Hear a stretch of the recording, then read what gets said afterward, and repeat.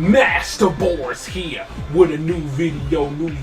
What's good in the hood? Chicken nuggets with some hot sauce on the combos. But yo, how y'all doing? Episode 2 of the road to Tekken 7. You know what I'm saying? Doing this tutorials. Today when we're gonna be talking about throws and counters and different stuff like with punishing and all of that stuff. And punishes in general and counters and and how to make the right moves at the right time. So I'm going to explain everything, and also I'm going to recap what I was talking about in the last episode so you can get down with the basic controls of Tekken. So without further ado, hot sauce crew, let's get into it! Alright y'all, here we go. Alright, so we're going to go with the controls for a little bit. So what we got here, if you're using the pad, square 1, triangle 2, X3, circle 4, and then you have your up, back, forward, down, and down, back. Now, so what you're doing here, so we're gonna just do all of that here. I hope you got this down. So in the last episode, that's what we did. We learned the basics and the directional inputs of the buttons. So with that being said, hopefully you got that down. Do the corresponding moves that your character has, or whatever character you're using, because everybody's different, have different inputs on moves. So keep that in mind. Okay guys, I'm gonna start with throws here. Every character in Tekken has a 1+3 throw and a 2+4 throw. So with that being said, do the corresponding buttons because everyone has one. So for example, that's Lee's 1+3 throw, and this is Lee's 2+4 throw. So and these throws can break easily. You press for the 1+3 throw, you press 1 to break it, and for the 2+4 throw, you press 2 button to break it. But in Tekken 7, they changed it to where you can press any button, 1 or 2, and you will get the break. So it's much easier to break throws now, these generic ones. Now they have advanced throws like this with Lee, with his freaking knee smash. That is a 4-4, 3+4 grab. That's a throw right there. So in other times, throws like that, when they do it towards their chest, you have to break it with, I guess, 1+2 or 3+4. That throw that Lee did was a 3+4. You can actually break that throw pressing those buttons. So hopefully y'all understand that, because advanced throws, there's times you have to press 2 buttons at the same time, all punches at the same time, or all kicks at the same time. So, or even 1 button for some. But yeah, it can be tricky over time because some characters have a lot of command throws, especially King. So he has a lot of chain grabs going on for him. So be on the lookout for that and study how to break throws. Talk about different counters here. It's widely known. I mean, direct counters, you do a certain move that's faster than your opponents, you counter it with that, as you saw with some.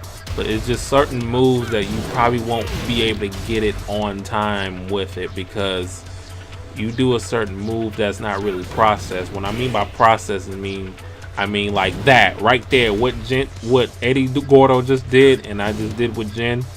I just did a forward 4 when he comes up with that. But fast moves, like I said, man, I mean, if you can look at the moves and you see, and also pay attention as well when you do in training mode and you're trying to learn the game yourself, highs, mids, and lows, as you see on there too. That will help you a lot as well. So hopefully you catch that as well. Like I said, counter it with your faster frame attacks from your opponents, or just avoid it altogether, with punish it. You know what I'm saying? Launch them up.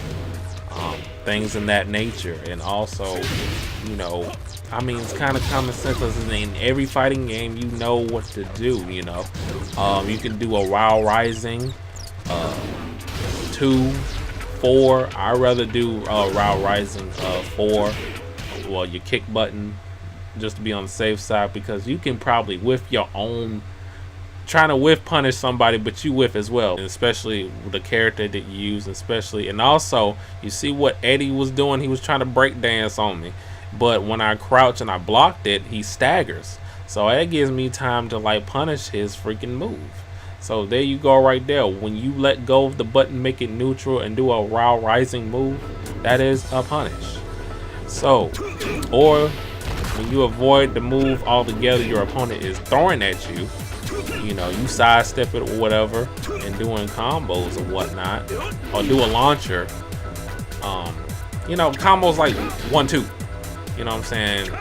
Most characters in Tekken has a 1-2. Like, as simple as that. Just keep it simple. Don't try to do no fancy big moves, because you're gonna mess up and probably whiff, and then your opponent might capitalize on that if they're really good. I recommend for you to do, as a beginner, just dodge the move altogether by sidestepping, and also watch out how the move has a homing attack as well for some characters, because it can go like, they do like a horizontal move, a homing attack. It can hit whatever side you're going when you're sidestepping, so keep that in mind as well. Because, like, for example, let's say Eddie Gordo's up forward 4, okay? He does that, right? He can probably still hit me if I sidestep it, but if I have to do it right on the money, I will sidestep it to the right. You know what I'm saying? Sidestep it to the right on this side here, but he can still hit me. He could possibly still hit me. So you got to be careful when you're sidestepping as well, if you're trying to like whiff punish your opponent. So hopefully you understand that. But like I said, I'm going to explain more as this series progresses, so don't worry about it. All right, guys. All right. Hopefully you enjoyed that video. Don't try to like cram everything here on this video. I mean, replay the video, you know. Don't try to like stress yourself out over this game, because it takes time and practice. Sometimes it'll probably take months, sometimes it'll take years, depends on how you learn the game. But yeah, I'm going to tie everything together on the last part of the Road to Tekken 7 series. I mean, if you did not clearly understand what I was saying in this video, I'm going to tie everything together, I meant to say. Can't even talk. But yeah, knowing your character, knowing the character, what you want to play, and how to learn the game a little bit easier with a certain character. So I'm going to tie everything together from this video and for the first episode in this last video, part 3 of the Road to Tekken 7. So there you have it. So don't worry about it, like I said before. But yeah, I'll see you guys next time. And without further ado, I'm your host, MasterBoris. Hello!